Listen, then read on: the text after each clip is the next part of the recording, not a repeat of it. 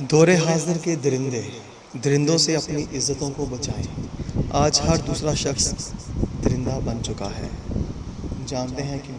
اس لیے کہ ہم جانوروں کی تعلیم حاصل کر رہے ہیں، ان جانوروں کی تعلیم جن کے ہاں ماں، بہن، بیوی اور بیٹی کی کوئی اہمیت نہیں۔ عورت ماں کے روپ میں ہو یا بہن کے روپ میں، بیوی کے روپ میں ہو یا بیٹی کے روپ میں، اس کی عزت کا رکھوالا فقط مرد ہوتا ہے۔ اور درندوں سے اپنی عزتوں کو بچانا یعنی محفوظ رکھنا ہر گھر کے مرد کا فرض عظیم ہے۔ مگر آج وہ درندہ اسکول، کالج، یونیورسٹی کا ماسٹر ہو یا پروفیسر، وہ درندہ پرنسپل ہو یا مولوی، وہ درندہ کپڑے والا ہو یا میک اپ والا، وہ درندہ چوڑیوں والا ہو یا درزی، وہ درندہ چاچے کا لڑکا ہو یا مامے کا، وہ درندہ خالہ کا لڑکا ہو یا پھپھو کا، وہ درندہ دوست ہو یا ہمسایہ، الغرض ہر نامحرم مسلمانوں کی عزتوں کے لیے بدترین درندہ ہے۔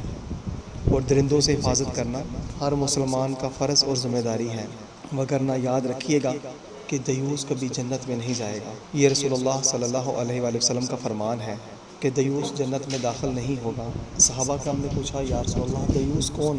تو آپ نے فرمایا، جو اپنے اہل پر غیرت نہیں کرتا۔ مسلمان جانتا ہے کہ آج ہم جن جانوروں کی تعلیم پا رہے ہیں، وہ جانور اپنی ماں، بہن، بیوی اور بیٹی کے ساتھ بدکاری کرتے ہیں، منہ کالا کرتے ہیں، اور پھر اس بدکاری اور کالک کو محفوظ کرتے ہیں، محفوظ کر کے پھر دنیا کو دکھاتے ہیں۔ ان لوگوں کی تعلیم ہمیں انسان بنائے گی؟ محال ہے۔ وہ جانور تو بنا سکتی ہے، انسان نہیں بنا سکتی۔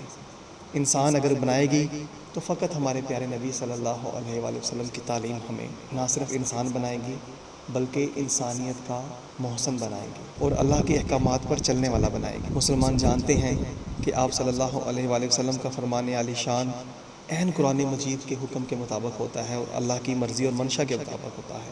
لہٰذا جناب غور کیجئے کہ کہیں ہم سب پر بھی دیوسیت کا اطلاق تو نہیں ہو رہا۔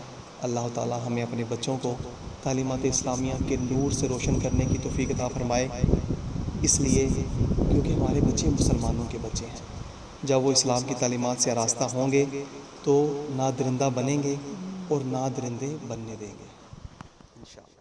جب قوم بچوں کو سکولوں سے نکالے گی، تبدیلی آئے گی، تبدیلی آئے گی۔